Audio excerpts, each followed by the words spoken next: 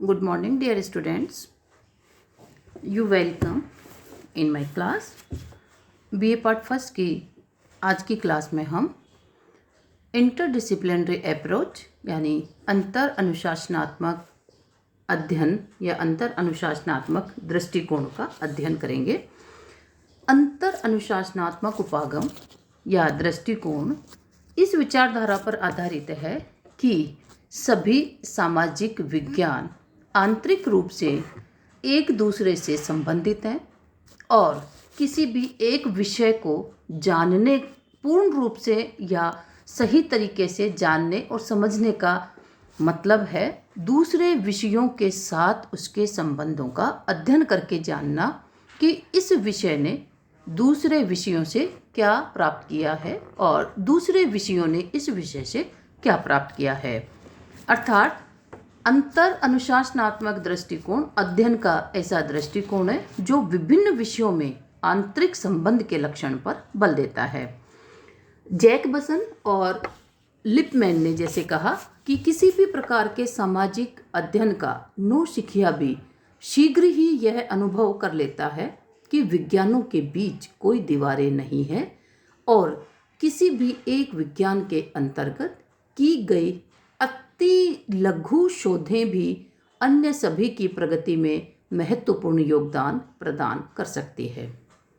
इसके अर्थ और यदि परिभाषाओं पर हम गौर करते हैं, गार्नर ने इसकी डेफिनेशन दी है, हम दूसरे सहायक विज्ञानों का यथावत ज्ञान प्राप्त किए बिना राजनीति विज्ञान एवं राज्य का पूर्ण ज्ञान ठीक उसी प्रकार नहीं कर सकते जिस प्रकार गणित के बिना यंत्र और रसायन विज्ञान और जीव विज्ञान के बिना जीवन का यथावत ज्ञान प्राप्त नहीं हो सकता। इसी तरह सिज्विक ने कहा है, यदि हमें किसी विषय या विज्ञान का अन्वेषण करना है तो यह अत्यधिक लाभदायक होगा कि हम उस विषय या विज्ञान का अन्य विषयों या विज्ञानों से संबंध मालूम करें और फिर यह जानने का प्रयत्न करें कि उस विषय या विज्ञान ने अन्य विषयों से क्या लिया है और उसने स्वयं अन्य विषयों को क्या दिया है।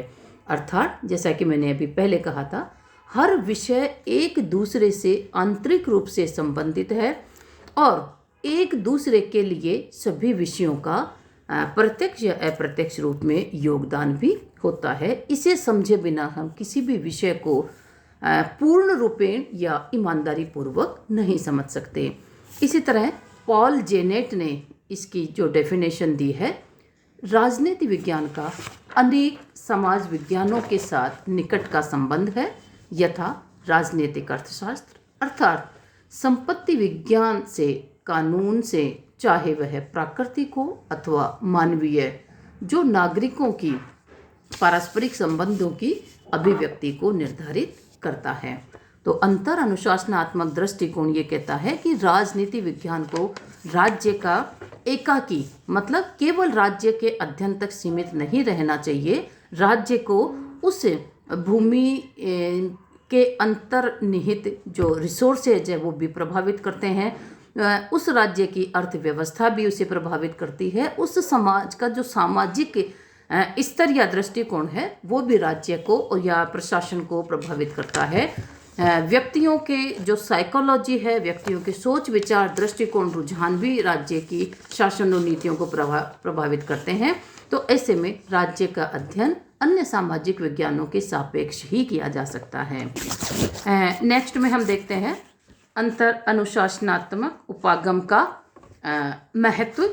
जैसे गुन्नार हेक्सर ने कहा, विज्ञान को हमें एक विस्तृत अध्ययन क्षेत्र के रूप में मानना चाहिए जिसका विभाजन व्यावहारिक उद्देश्यों से किया जाता है, किंतु सिद्धांत में संपूर्ण ज्ञान स्वयं में एक पूर्ण इकाई होता है, विभिन्न खंडों का समूह मात्र नहीं।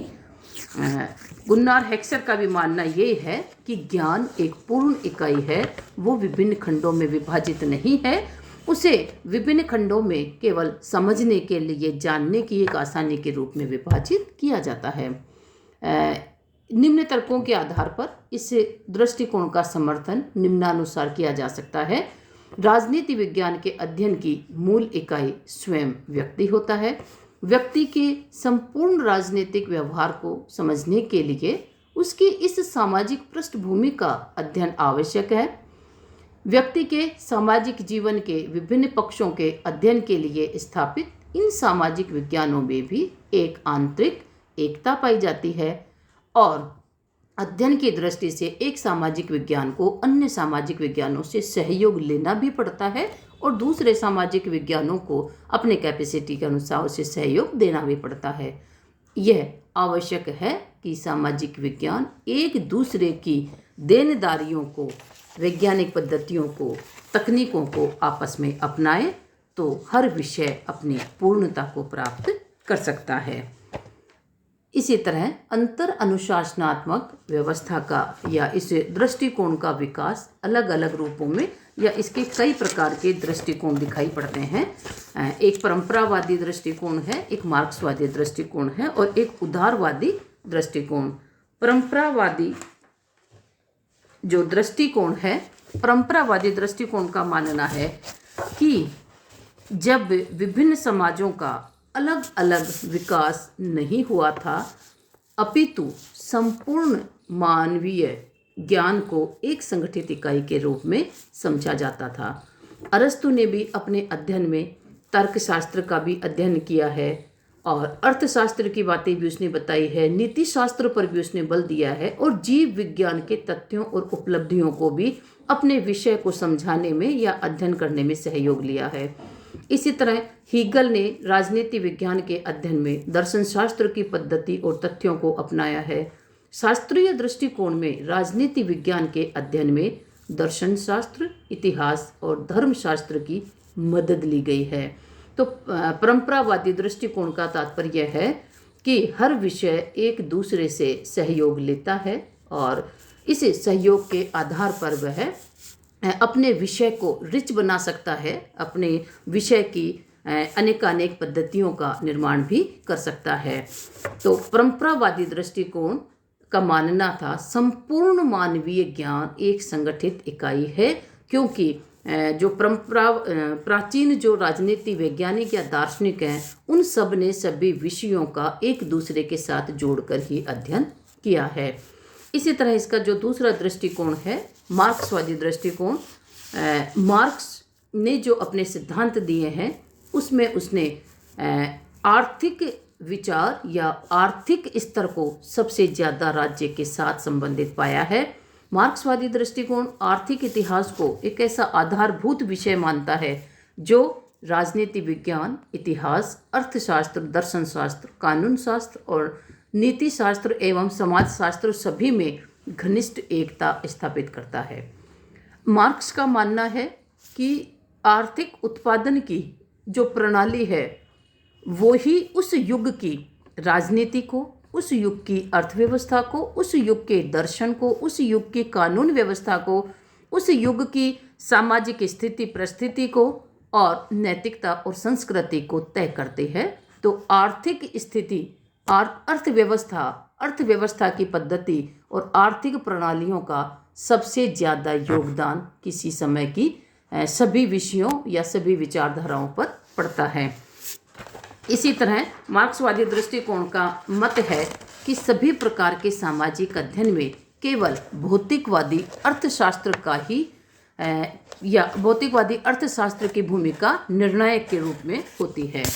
मार्क्सवादियों का मानना है कि आर्थिक स्थिति अन्य सभी स्थितियों के लिए एक बैकबोन का काम करती है और आर्थिक स्थिति के आधार पर ही सामाजिक और राजनीतिक स्तर को निर्धारित किया जाता है, शासन और प्रणाली को निर्धारित किया जाता है, कानून व्यवस्था को निर्धारित किया जाता है। अनुभववादियों की दृष्टि से यह यथार्थवादी या मूल्य निरपेक्ष दृष्टिकोण को स्वीकार करता है, परंतु एक भाग इसका मूल्यों को भी स्वीकार करता है। और अनुभववादियों की दृष्टि से इसकी दो कमियां हैं।